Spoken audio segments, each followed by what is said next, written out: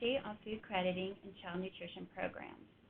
I'm Deborah Eisenbarth, a nutritionist with Child Nutrition Programs, and I, along with my colleagues, Tim Vasquez and Bethany Showell, will be providing you today with an update on food crediting and child nutrition programs with technical guidance for crediting dried meat products and an overview of menu planning resources available through Team Nutrition. This is the first in a series of 5 webinars on crediting updates in child nutrition programs. So to start off, let's do a quick poll. We would like to know who we have attending today. Please select the answer that best describes where you work. Is it childcare, schools, or are you with a state agency office? Or do you work with FNS at a regional or at the national office? And if none of these answers fit you, then select other. Oh, let's see, here we go. So it looks like we have mostly state agency people, but we've got a variety of folks on the call today, so thank you for your participation. All right, moving on.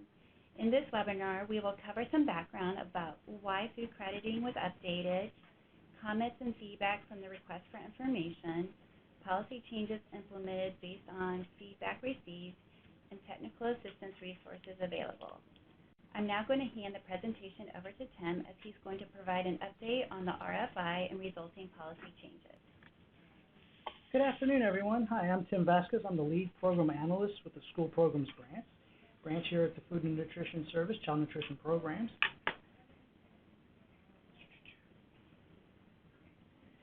I'd like to talk to you guys about the food crediting overview that we took the effort during the course of the last year since December 2017, when we published the request for information.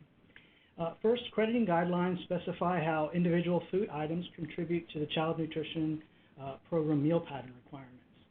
Several factors impact how food products credit towards reimbursable meals, such as volume, weight, and overall nutrient profile. When speaking to our partners, one thing that we consistently hear is that they would like us to work towards streamlining menu planning and food crediting whenever possible. We also are interested in providing additional menu planning options that meaningfully aid program operators in their efforts to build meals that children will enjoy. USDA has been listening and shares in this desire to simplify the menu planning process for all child nutrition program operators. Over the past year, we have enthusiastically sought public input for ways that we can provide more flexibility within the program. We have engaged in a multi-year effort which sees the opportunity to improve customer service by helping our agency gain a better understanding of stakeholder opinions and gather innovative ideas from all who care about our children's nutritional needs. In 2017, we published a request for information to provide all our stakeholders the chance to share their thoughts and opinions on crediting and to gather ideas that maximize program operators' ability to serve healthy, appealing meals that children enjoy. We encourage stakeholders to submit comments on specific food items and also to share their ideas to make crediting more simple, fair, and transparent. The public comment period closed in April of 2018, and we received 437 comments. A majority of the comments came from program operators and individuals, but we also received comments from the food industry, advocacy organizations, and state agencies. We carefully reviewed all of the comments that we received. We prepared detailed summaries with policy recommendations for each major topic area addressed in the request for information. We then used these comments to develop new guidance to update and expand the credibility of a number of food items that previously did not credit at all or credited on a limited basis. The result is new flexibility that will allow more options that simplify menu planning, expand food choices, and incentivize participation in the child nutrition programs. We released our first new food crediting policy memo on December 2018. The first memo, titled Update of Food Crediting in the Child Nutrition Programs, provided a general update about our recent work related to food crediting and addressed the crediting of shelf-stable, dried, semi-dried meat, poultry, and seafood products. Dried meat, poultry, and seafood products are now creditable in the same manner as other products in the meat, poultry, or seafood categories. You'll hear more about how to credit these foods later in this presentation. This change allows program operators to take advantage of portable, convenient options such as jerky or summer sausage, which are well suited for field trips, sack lunch picnics, and grab-and-go meals. In response to public comment, we also announced late last year that we would expand food crediting to a number of other food items, including coconut, hominy, popcorn, corn flour and cornmeal, Surimi Seafood, Tempeh, and noodles made from vegetables, including legume flours. While today's webinar is focused on crediting dried meat products, we wanted to briefly highlight these other new options as well. If you are interested in more detailed information regarding these other new options, we encourage you to join us during the many planned food crediting webinars we are making available over the coming weeks. These new crediting flexibilities are a reflection of our commitment to staying up to date with an evolving and expanding nutrition environment. Looking ahead, USDA will continue in its efforts to identify additional options that simplify the menu planning process while ensuring that program operators and participants have access to a wide variety of nutritious food choices. Thank you for your time and attention today. Now let's hear from Deborah. Thanks, Tim. Before delving into the details for crediting dried meat products, I want to point out that the meal pattern requirements for school meals include dietary specifications. One of these dietary specifications is for sodium. Therefore, the sodium content of dried meat products needs to be considered when including these products on the menu. So I'm now going to provide an overview of how to credit dried meat products in child nutrition programs. Some examples include snack sticks made with beef and chicken that are smoked, and meat, poultry, or seafood jerky, such as beef jerky, turkey jerky, and salmon jerky. It's important to note that dried meat, poultry, or seafood products, such as beef jerky or poultry sticks, are not listed in the Food Buying Guide for Child Nutrition Programs. This is because industry production standards for these products vary widely. Therefore, a CN label or product formulation statement is an acceptable format for documenting meal contributions for dried meat products. So let's take a few minutes for a refresher on the CN label and also how to evaluate a manufacturer's product formulation statement. This is a sample CN label that provides crediting information provided for the three USDA meal components: meat alternate, grains, and vegetable subgroups components. The CN label is the gold standard for verifying the crediting information of menu items. It is the only form of documentation approved by USDA. Food products with a CN label provide school food authorities and other CN program operators with a warranty against audit claims when the product is prepared and served as stated on the label. CN labeled products are produced under an approved quality control plan, and the production of these products are monitored quarterly or semi-annually by federal inspection personnel. Moving on to the product formulation statement. First, what is a manufacturer's product formulation statement? When program operators purchase processed food items that are not CN labeled, a manufacturer may use a product formulation statement, which I'll refer to as a PFS, to communicate how their products contribute to USDA's meal pattern requirements. A PFS is not warranted by USDA. Therefore, a manufacturer is responsible for ensuring its product is processed to meet the meal pattern contribution as stated on the PFS. Program operators should review and verify the information presented on a PFS and keep a record for documentation purposes. A key point to remember, a manufacturer's PFS is not approved by USDA. This is why it's important for program operators to review and verify the information prior to purchasing the product. So what does the PFS look like? A PFS is a signed, certified document and must be on company letterhead. The PFS should be signed by a person of authority who is familiar with the product and the information provided on it. The signature may be handwritten, stamped, or electronic. The format and design of the PFS may vary from vendor to vendor. However, the PFS must include information as outlined on USDA's PFS template. A link is provided on the slide to the PFS template.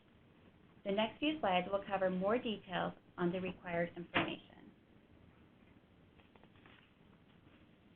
While the format and design may vary, the following information must be included on a PFS: the product name, the product code if available, the serving or portion size, the credible ingredients, and the information to determine if the contribution statement is correct. The product name and product code are pretty self-explanatory, so let's take a closer look at the serving or portion size, the credible ingredients, and the information needed to determine how a food product contributes to the meal pattern requirements. A PFS must include the serving or portion size. The serving size stated on the PFS should represent the portion of the product as purchased or ready to serve. It also represents the amount of food needed to provide the meal contribution as stated on the PFS. Hence, both the raw and cooked portion weight may be included. In the example shown here on the slide for one beef patty, the raw portion weight is 2.9 ounces and the cooked portion weight is 2.05 ounces. Moving on to credible ingredients, they are a key piece of information to include on the PFS. Credible ingredients are foods or ingredients that contribute to the food components of USDA's meal pattern requirements, which include meat alternates, grains, fruits, and vegetables. A credible ingredient listed on a PFS must match or have a similar description as stated on the product label. The credible ingredient must also match or have a similar description as listed in the Food Buying Guide.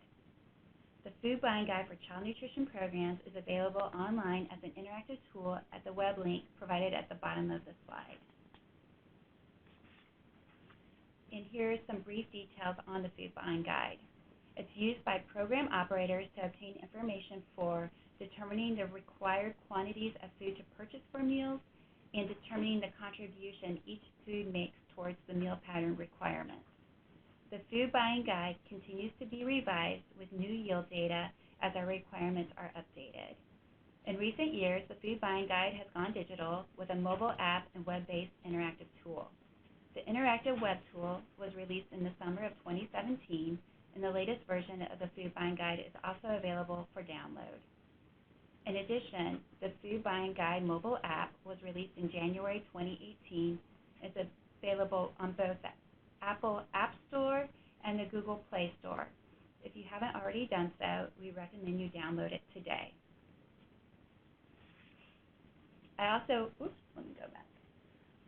want to mention that the product formulation statement workbook is also known as the PFS workbook, is a tool that is accessible to food vendors who are registered users on the online interactive Food Buying Guide.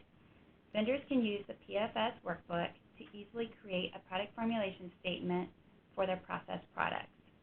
The Food Buying Guide resources can be accessed at the web link at the bottom of the slide. Now back to the PFS. The end result is to pull all this information together on the PFS to determine a product's meal pattern contribution. For meat items specifically, the PFS must include the ounces of raw credible ingredient proportion and the Food Buying Guide yield information. Keep in mind, the credible amount of a product cannot exceed the finished weight. For example, a 2-ounce cooked hamburger patty cannot credit for more than 2 ounces of 2-ounce equivalent meat. And here's an example of a completed product formulation statement. You can see the product name, product code, serving size, and date is provided. Next, you can see the credible ingredient is provided with the raw weight and the yield information from the Food Buying Guide, which is used to calculate the credible amount. The meal pattern contribution statement is provided, and in this example, the product formulation statement has been signed by the owner of the company, and her contact information is provided. also want to point out that we have an easy-to-follow checklist to assist program operators and manufacturers in determining if a product formulation statement is acceptable. The checklist outlines the basic requirements of a product formulation statement, and it is available on the CN Labeling website at the link listed at the bottom of this slide. Now let's look at some examples for crediting dried meat products. The first example is for beef jerky. The list of ingredients provided on the product label are shown here, circled in red. And you can see that beef round roast is listed as the meat ingredient, and the weight per serving is 1 ounce. Next, as we look at the information included on the product formulation statement, we see that the credible ingredient listed is beef round roast, which matches what is provided on the product label, and this ingredient also matches what is listed in the food buying guide. The raw weight for a portion of the beef jerky is 1.97 ounces, and that includes the meat and other ingredients listed. And the raw weight for the portion of just the beef round roast is 1.77 ounces. The yield listed in the food buying guide for beef round roast is 67%.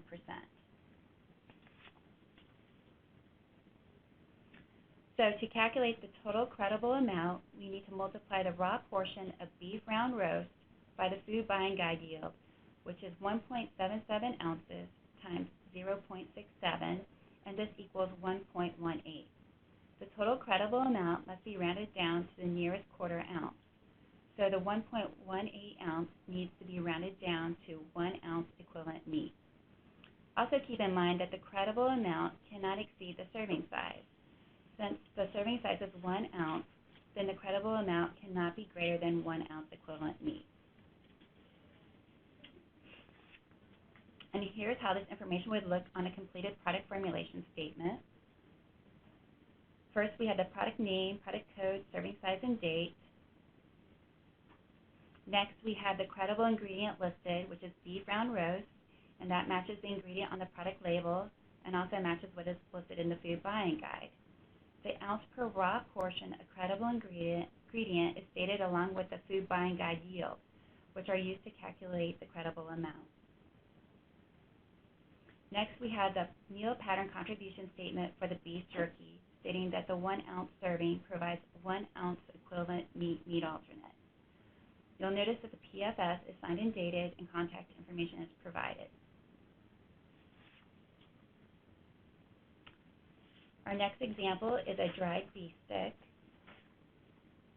As you can see, the list of ingredients provided on the product label are shown here, again circled in red, and you can see that ground beef, not more than 30% fat, is listed as the meat ingredient, and the weight per serving is 0.8 ounces. Next, as we look at the information included on the product formulation statement, we can see that the credible ingredient listed is ground beef, not more than 30% fat, which matches what is provided on the product label, and this ingredient also matches what is listed in the food buying guide. The raw weight for a portion of the beef stick is 1.9 ounces, which is the meat and other ingredients included in the product, and the raw weight for just a portion of the ground beef is 1.52 ounces. The yield listed in the food buying guide for ground beef, not more than 30% fat, is 70%. Again, to calculate the total credible amount, we need to multiply the raw portion of ground beef, not more than 30% fat, by the food buying guide yield, which is 1.52 ounces times 0.7, and this equals 1.064. As I explained earlier, the credible amount cannot exceed the serving size. In this example, the dried beef stick is 0.8 ounces, so the total credible amount cannot be greater than this amount. Rounding down from 0.8 ounces to the nearest quarter ounce is 0.75 ounce equivalent.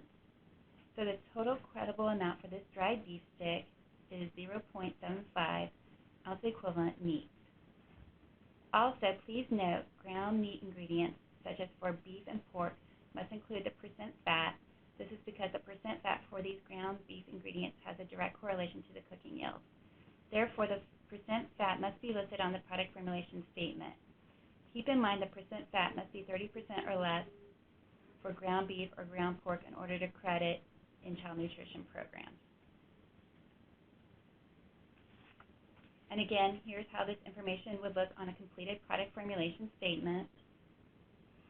First, we have the product name, code, serving size, and date. Next, we have the credible ingredient listed, which is ground beef, not more than 30% fat, which matches the ingredient on the product label and also matches what is listed in the food buying guide. The ounce per raw portion of credible ingredient is stated along with the food buying guide yield, which are used to calculate the credible amount. Next, we have the meal pattern contribution statement for the dried beef stick, stating that a 0.8 ounce serving provides 0.75 ounces of equivalent meat alternate. And as with the previous example, you'll notice that the product formulation statement is signed and dated with contact information provided. Okay, for the next example, we're now going to have those of you in the audience assist to see if all of the necessary information is provided to determine the meal pattern contribution for this product.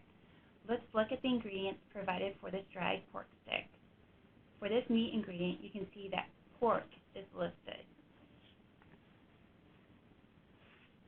So for our poll question, based on the ingredient statement that we just saw, is the pork ingredient credible as listed? You can choose either yes, the pork ingredient is credible, or no, the pork ingredient is not credible, is listed. We'll give you a little bit of time to answer the question.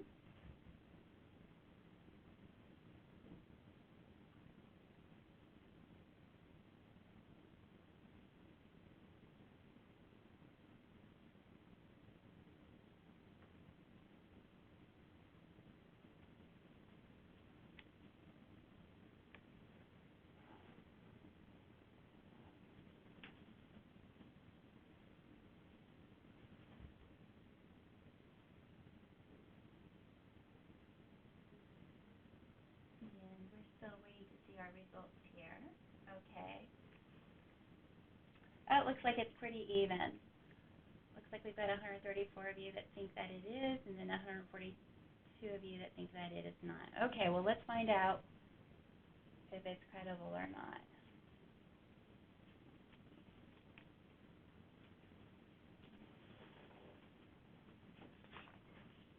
All right. Let's walk through this example together to see if it's credible based on the information provided. So pork is listed as the meat ingredient, but does this match or have a similar, or is it similar to a food item in the food buying guide? For the previous example, I stated that ground meat ingredients such as ground beef and ground pork must include the percent fat, and this is because the percent fat for these ingredients has a direct correlation with the cooking yield. Therefore, the percent fat must be provided. So for this dried pork stick, the pork ingredient listed on the product label, which is needed to complete the product formulation statement, does not match what is listed in the food buying guide. Therefore, based on the information provided, this dried pork stick does not credit in child nutrition programs. So we're going to do one more example. Our final example is a dried turkey strip.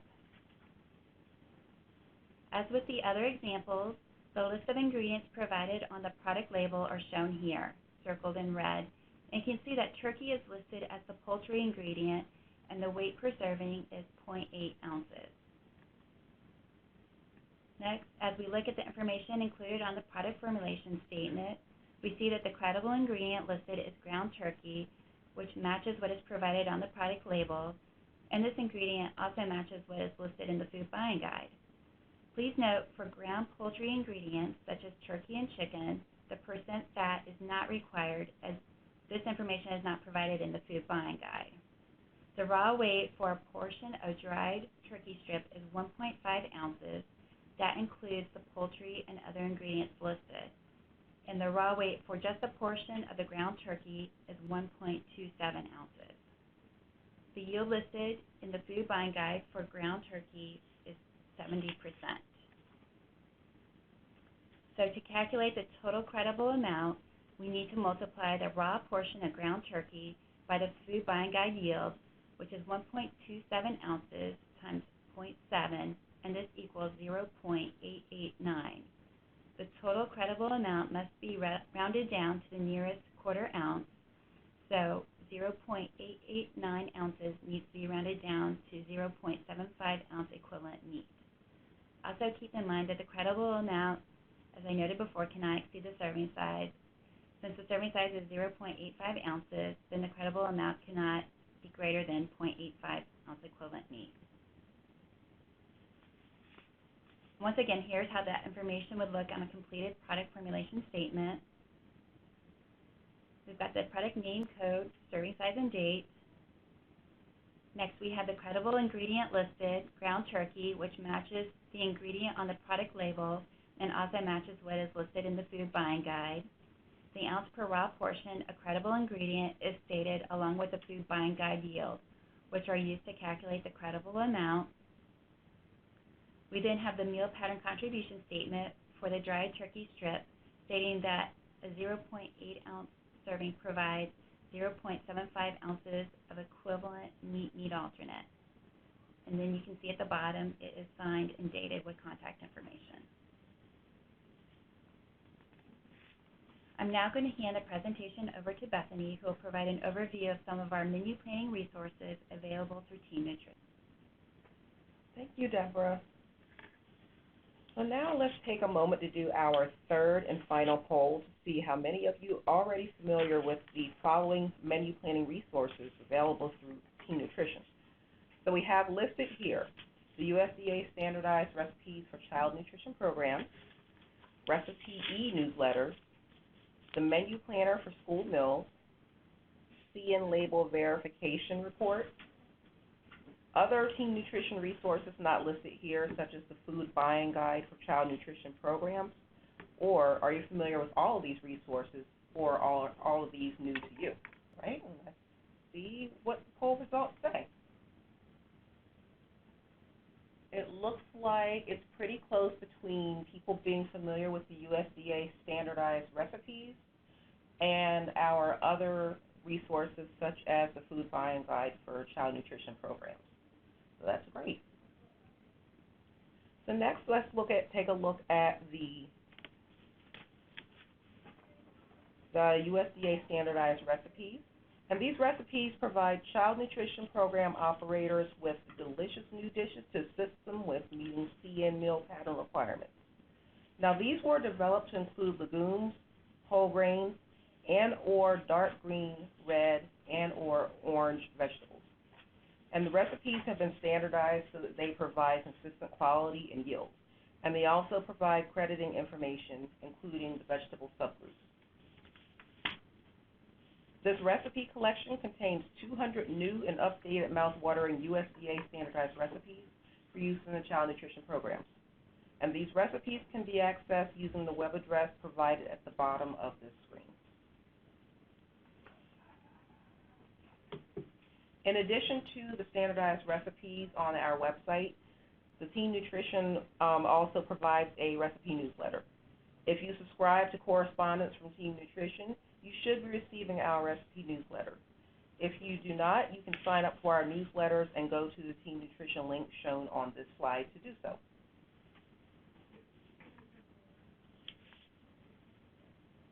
The next resource I'm going to tell you about is the Menu Planner for School Meals for the school year 2018-2019. The Menu Planner for School Meals school year 2018-2019 was released this past September.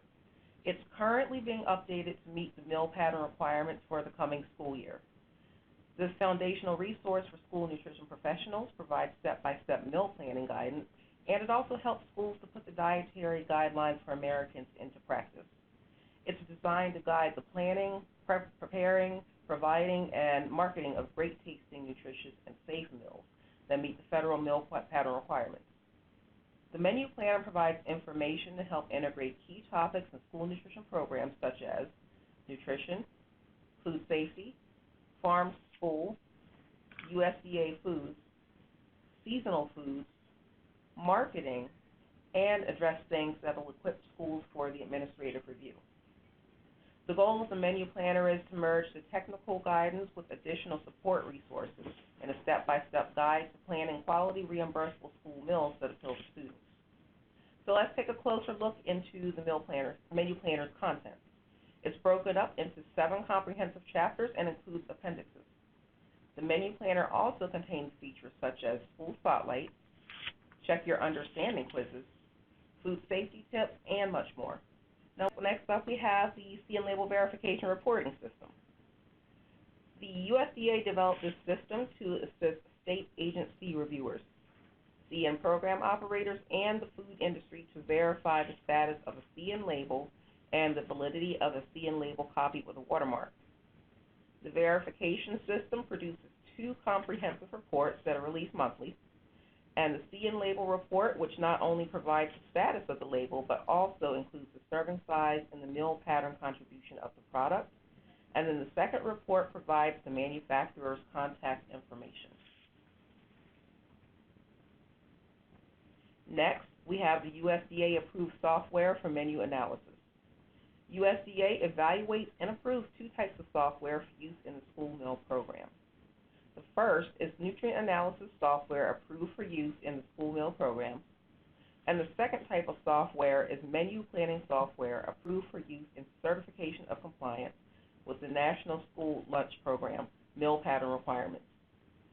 All of the software is submitted to USDA for review voluntarily by private software companies, and all submitted software undergoes a rigorous standardized evaluation process to ensure that all the requirements for the software have been met before it is approved. But if you have more questions, we would like it if you could, if you're FNS regional office or food manufacturer only, and you have additional questions or comments, we'd like you to email us at cnpntab, that's cnpntab, at usda.gov.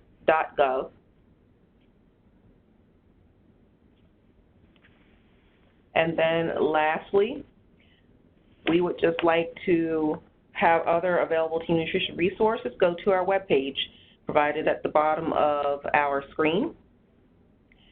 And then as a reminder, this webinar has been recorded. It will be made available as a webcast, and it usually takes at least 4 weeks or more before the recording is available. We'll send out a notification on PartnerWeb when the webcast is available. So on the behalf of Tim and Deborah, this is Bethany, and we'd like to thank you for joining us and enjoy the rest of your day.